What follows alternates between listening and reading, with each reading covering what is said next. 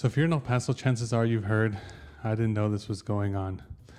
We're Omni-Versal. We're hoping to change that by putting all local events onto one page so you can easily browse, pick, and show up without the fear of missing out. So El Paso doesn't have the best event planning skills, and it's not to blame them or anything.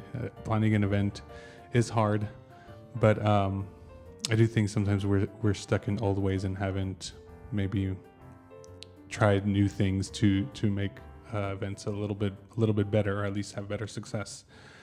Our marketing is hard, and our methods may be outdated, and also a lot of times we don't want to spend. So marketing a lot of times with the older versions of doing this is through radio or TV or billboards, and that's great, but you're wasting a lot of money in the sense that that event may not appeal to everyone. And I know you want to advertise to everybody, but again, by spending money to advertise to people that aren't interested in your event is wasted money.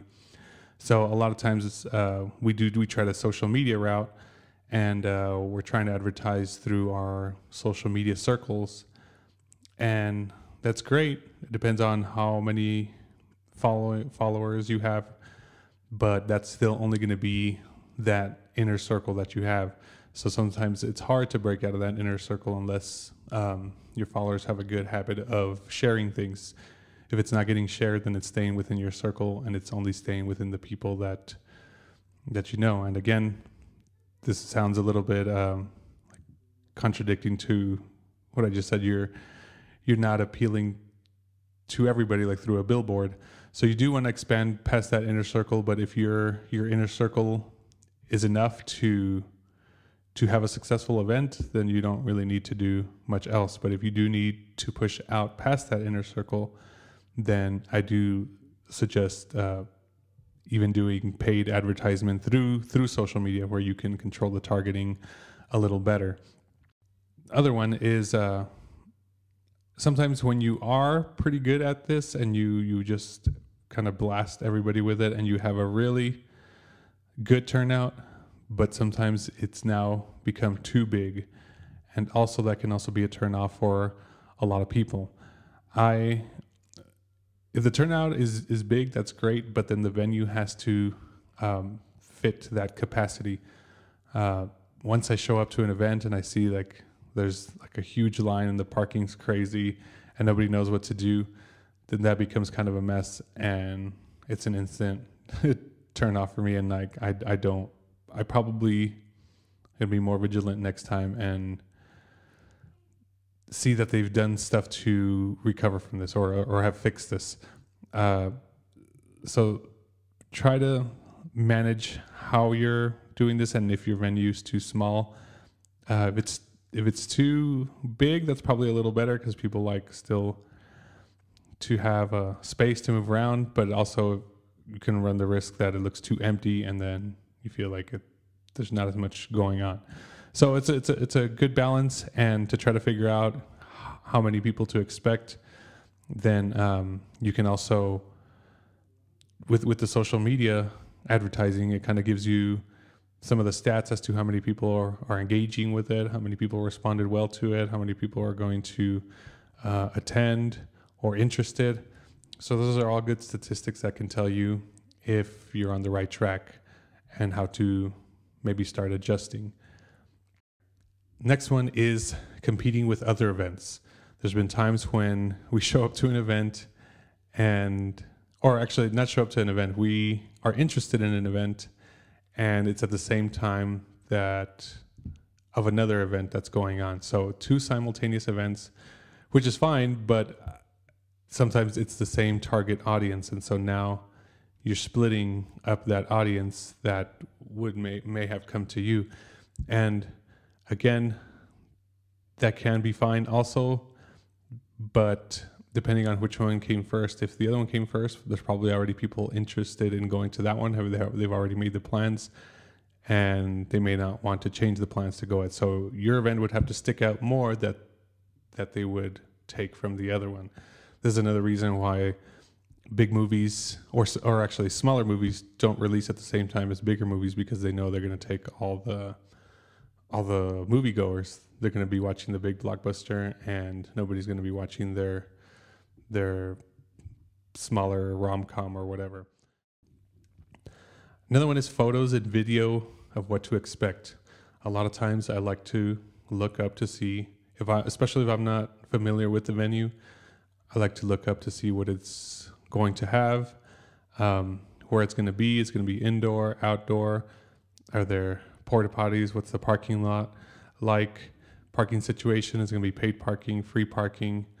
Is it hard to get in there? Is there multiple entrances? So it's not, a lot of times it's not just the event. I think people have to feel comfortable that it's going to be a pleasant experience all the way through, not just at the event. This is all part of your planning that is part of their experience. So sometimes we have to consider both sides of this. So like I said, with bathrooms, is there going to be porta potties? Is going to be indoor bathrooms, or what else? I know for women, sometimes they don't like to use porta potties. So like my wife will also prefer to go somewhere else before we get to the venue. And so if we know that information beforehand, then we can plan accordingly. And a lot of times we'll just do it anyways, just because lines at women's restrooms are very long. But depending what the situation is, if she has to go there, sometimes she'll also consider holding it because she doesn't want to deal with that. And so those are some other things to consider. Parking situations for me are really big. I like to know what I'm getting myself into. So small parking lots, I guess, depending on the size of the event, that's fine if it's a small parking lot, but as long as it's accommodating for the event. If it's a pretty good turnaround, whereas people are leaving, somebody else can find a spot, then great. I think that works out pretty well. But when it gets to the point where the parking lot is really full, and that was all there was for the parking, now you have to kind of start making up your own parking spots. And El Paso, you're pretty good at this, and it's kind of frustrating to a lot of us when people start having to do things like this because either they don't want to walk, or you're having to get into some other section, or it's too far, or whatever. Things like that have to be considered. Dirt lots for me are kind of a big deal too. If it's gravel, it's not too bad, but if it's a dirt lot, I don't want stuff getting in our vehicles. Again, there's probably going to be a sign that the event isn't responsible for this. But in a way, I think that if you're planning your event, you got to make this a good experience since this is part of the experience. So I think there should be some accommodation to this. So gravel is fine again, but dirt lots, if there's holes and a bunch of other debris that can mess up the tires, I'm not okay with it. Another one with big lots is, I think you should have people organizing and directing traffic. A lot of times, especially if it's like a big gravel parking lot and there's no lines, then people kind of start not using the space efficiently, and so we start parking in spots where there could have been 2 cars parked there, and things just trickle down, domino effect, and now we could have fit a lot more, but there was nobody directing, and people will also not continue the same lines, filling up that line first, and then the next one, and the next one, and so, yeah, the things just start getting a little tricky, and then getting out, it's kind of a mess. So I think organization for that is also needs to be looked at. Paid parking is another one. I don't mind paying for parking as long as I know ahead of time. I think if we put it in our information, then I think that's fine. It's not a big deal. Security doesn't necessarily mean hiring security. I think El Paso's pretty safe for the most part, but I think still put it in places where it's well lit, and there's a lot of eyes. Like I said, if there's a good turnaround for people leaving and coming, there's always eyes looking out. So I think that's a good good thing to look for planning parking. One of the last ones is updates and communication in general. This is probably, I think, one of our worst ones that we need the most to work on. So updates, especially with social media, all it takes is a quick tweet or post or whatever form of social media you're using. Just post the update there that something is happening. Either one entrance is closed, or the highway's closed here, or we're sold out of this, or we're not allowing this into the facility, or something that was, so again, an update, something that was previously allowed and now you're not allowing. Communication is very necessary for events like this. It makes it seem like it's less on the customer, and like the information was there, and so now it kind of feels like it's kind of on you if you didn't see it. But again, it has to be easily accessible without having to go to your website and click a bunch of things to get to it. That's also unfair, because we think just because we know where it is doesn't mean everyone else is going to know where it is. So also with the communication, here's some quick things. FAQ section that should be clearly accessible and answering some of the following things. So the when. Now some of these seem obvious, but there's been times that I see the when and then it doesn't either have the date or it doesn't have the where. And so date, start time, end time, best time to arrive or head over. Where, the venue, is it indoor, is it outdoor, how to get there, where to park, is it free or paid, public transit routes. This isn't as big with us here. We are not big public transit users, even though we should. Maybe there's park and ride, or when you are offering rides, I know sometimes the streetcar will do rides from places, so that's good to know. If people don't know where your venue is, maybe use landmarks like, oh, we're next to this, or right across the street from that, or whatever it is. Booking. Do you have to buy tickets in advance? Are there tickets? Do you just show up? Is it limited amount of people, or is it whoever shows up? Different prices in the packages. Clearly explain, what do you get with this? What do you get with the other? And so on and so on. The audience.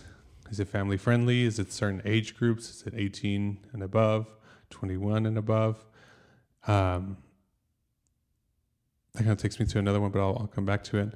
Items allowed in. Now, the items allowed in, the signs need to be in the parking lot, or way ahead of time. If you're selling tickets, then put it on your tickets so it's a little bit more, again, easily accessible. There's been a lot of times when we show up to the gate and we've already waited in line, and then something's not allowed. We have to go all the way back to the car, when there could have been signs in the parking lot that say, hey, kind of leave this in the car, or that's not going to be allowed. Again, put those signs in the parking lot. Bag check, water bottles, strollers. Are they going to have metal detectors? All that type of stuff. Most events, depending, I guess, on the event, will have food. What is the food availability? What types of food is going to be there? Is outside food allowed if there isn't going to be food? Is there seating for food? What are the price ranges? And then what I was saying earlier about 21 and above, is there going to be alcohol being served? What's the process for that? Are you going to have to be wristbanded or anything else? So there's a lot of things to think about when we're planning these events. And again, there's been some really good ones, but also there's been some not so good ones that also makes me not want to go to the next one. So it kind of takes a lot for me to get me back there. Either somebody else that I know that went and they said, oh, that didn't happen anymore. Like, okay, so maybe I can try it next time. Okay. So for most businesses, the purpose of an event is probably not a one-time thing. So there's probably going to be a repeat thing. So this helps attract more people. So it's something you definitely need to be aware of if you want to have the whole experience be a pleasant experience. So again, not just your event is part of the pleasant experience. It's the things leading up to the event and leaving the event that kind of are part of the whole thing, and it will dissuade some from going. So we're hoping with this to help businesses and customers understand each other better as to what we want from each other. And I think in the end, it benefits us all to have more fun events. So hopefully you found this information useful. If you sign up for our emails on our website, you will get pretty much a quick little checklist of some of the more important things I mentioned, especially the FAQ section that needs to be clearly accessible. There's a downloadable available on our website for those that sign up for our emails. Okay. Again, thank you, and hope we can have better events in El Paso. Bye.